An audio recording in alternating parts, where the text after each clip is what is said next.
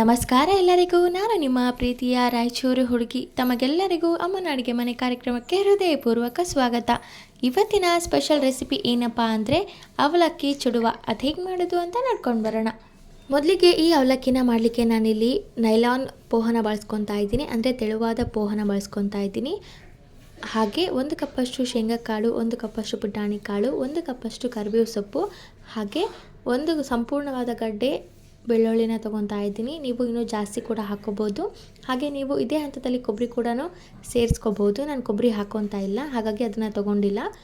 ಮೊದಲಿಗೆ ಈ ಅವಲಕ್ಕಿ ಚುಡುವನ ಮಾಡಲಿಕ್ಕೆ ಒಂದು ಬಾಣಲಿನ ಇಡಬೇಕು. ಅದು ಕಾದಾದಮೇಲೆ ಅದಕ್ಕೆ 4 ರಿಂದ 5 ಟೇಬಲ್ ಸ್ಪೂನಷ್ಟು ಎಣ್ಣೆನ ಹಾಕ್ಕೋಬೇಕು.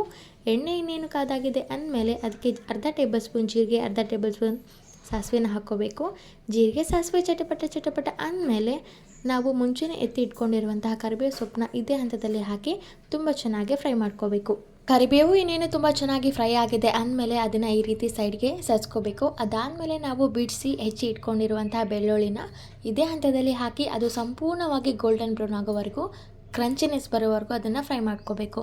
ನೋಡಿ, ನಾನು ಇಲ್ಲಿ ಬೆಳ್ಳುಳ್ಳಿನ 1 ಕಡ್ಡೆಯಷ್ಟು ತೊಗೊಂಡಿದ್ದೀನಿ. ನೀವು ಜಾಸ್ತಿ ಕೂಡ ತೊಗೋಬೋದು, ಅಥವಾ ಬೇಡ ಅನ್ನೋರು ಸ್ಕಿಪ್ ಕೂಡ ಮಾಡ್ಕೋಬೋದು.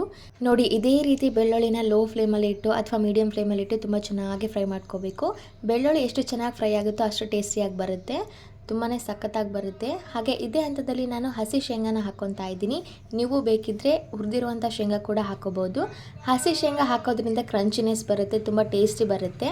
ಹುರಿದಿರೋ ಶೇಂಗಾ ಹಾಗೆ ಹಸಿ ಶೇಂಗಾನ ಹಾಕೋದ್ರಿಂದ ಟೇಸ್ಟ್ ತುಂಬಾ ಡಿಫ್ರೆನ್ಸ್ ಬರುತ್ತೆ. ನನಗೆ ಹಸಿ ಶೇಂಗಾ ಹಾಕಿ ಫ್ರೈ ಮಾಡ್ಕೊಂಡು ತಿನ್ನೋದೇ ತುಂಬ ಇಷ್ಟ ಆಗುತ್ತೆ, ಹಾಗಾಗಿ ಹಸಿ ಶೇಂಗಾನ ಹಾಕ್ತಾಯಿದ್ದೀನಿ. ಹಸಿ ಶೇಂಗಾನ ಸಂಪೂರ್ಣವಾಗಿ ಕ್ರಂಚ್ ಆಗೋವರೆಗೂ ಅದನ್ನು ಫ್ರೈ ಮಾಡ್ಕೋಬೇಕು. ಇದನ್ನು ಮೀಡಿಯಮ್ ಫ್ಲೇಮಲ್ಲಿ ಇಟ್ಟು ಫ್ರೈ ಮಾಡಿ ಅಥವಾ ಲೋ ಫ್ಲೇಮಲ್ಲಿ ಇಟ್ಟು ಫ್ರೈ ಮಾಡಿ. ತುಂಬಾ ಹೈ ಫ್ಲೇಮಲ್ಲಿ ಇಟ್ಟರೆ ಅದು ಬೇಗ ಸೀದೋಗಿಬಿಡುತ್ತೆ.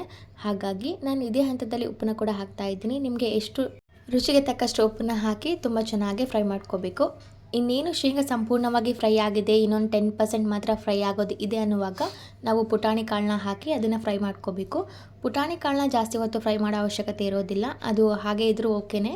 ಹಾಗೆ ಇದೇ ಹಂತದಲ್ಲಿ ನಾನು 1 ಟೇಬಲ್ ಸ್ಪೂನಷ್ಟು ಅರಿಶಿನ ಪುಡಿನ ಹಾಕ್ತಾಯಿದ್ದೀನಿ. ಹಾಗೆ 2 ಟೇಬಲ್ ಸ್ಪೂನಷ್ಟು ಅಚ್ಕಾರದ ಪುಡಿನ ಹಾಕ್ತಾಯಿದ್ದೀನಿ. ನೀವು ಅಚ್ಕಾರದ ಪುಡಿ ಬದಲಿಗೆ ಹಸಿಮೆಣಸಿನ್ಕಾಯಿ ಕೂಡ ಹಾಕ್ಕೋಬೋದು. ಹಾಗೆ ಅರ್ಧ ಟೇಬಲ್ ಸ್ಪೂನಷ್ಟು ಸಕ್ಕರೆನ ಹಾಕ್ತಾಯಿದ್ದೀನಿ. ಇದೆಲ್ಲನೂ ಹಾಕಿ ತುಂಬ ಚೆನ್ನಾಗಿ ಫ್ರೈ ಮಾಡ್ಕೋಬೇಕು. ಖಾರದ ಪುಡಿ ಹಾಕಿದ ಮೇಲೆ ತುಂಬ ಫ್ರೈ ಮಾಡೋದೇನು ಬೇಡ, ಇಮಿಡಿಯೇಟಾಗಿ ಫ್ಲೇಮ್ನ ಆಫ್ ಮಾಡಿ ಅದನ್ನು ತಣ್ಣಗಾದ್ಮೇಲೆ ಹಾಕೋಕ್ಕೆ ಹೋಗಬೇಡಿ. ಬಿಸಿ ಇರುವಾಗಲೇ ಅವಲಕ್ಕಿನ ಸೇರಿಸಿ ಅದನ್ನು ಕಲಸಿ, ಇಲ್ಲಾಂದರೆ ತಣ್ಣಗಾದ್ಮೇಲೆ ಹಾಕೋದ್ರಿಂದ ಅವಲಕ್ಕಿ ಮೆತ್ತಗಾಗ್ಬಿಡುತ್ತೆ. ಅದು ಎಷ್ಟು ಬಿಸಿ ಇದ್ದಾಗ ಹಾಕ್ತೀವೋ ಅಷ್ಟು ಕ್ರಂಚಿಯಾಗಿ ಅವಲಕ್ಕಿ ಬರುತ್ತೆ.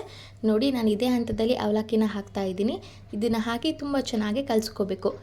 ಮಾಡಿರುವಂಥ ಎಲ್ಲ ಮಸಾಲ ಪದಾರ್ಥ ಹಾಗೆ ಅವಲಕ್ಕಿ ಸಂಪೂರ್ಣವಾಗಿ ಮಿಕ್ಸ್ ಆಗಬೇಕು, ಅಲ್ಲಿವರೆಗೂ ಅದನ್ನು ಕಲಸಿ. ಅದಾದಮೇಲೆ ತುಂಬಾ ಆರೋಗ್ಯಕರವಾದ ಈವ್ನಿಂಗ್ಗೆ ಒಳ್ಳೆ ಸ್ನ್ಯಾಕ್ಸ್ ಆಗಿರುವಂತಹ ಅವಲಕ್ಕಿ ಚುಡುವ ರೆಡಿಯಾಗಿರುತ್ತೆ ತಿನ್ನಲಿಕ್ಕೆ. ಇದನ್ನು ಒಂದು ಪ್ಲೇಟಿಗೆ ಹಾಕಿ ಸರ್ವ್ ಮಾಡಿದರೆ ರೆಡಿಯಾಗಿರುತ್ತೆ. ನೋಡಿ, ಎಷ್ಟು ಸಖತ್ತಾಗಿ ಕಾಣ್ತಾ ಇದೆ ಅಲ್ವಾ?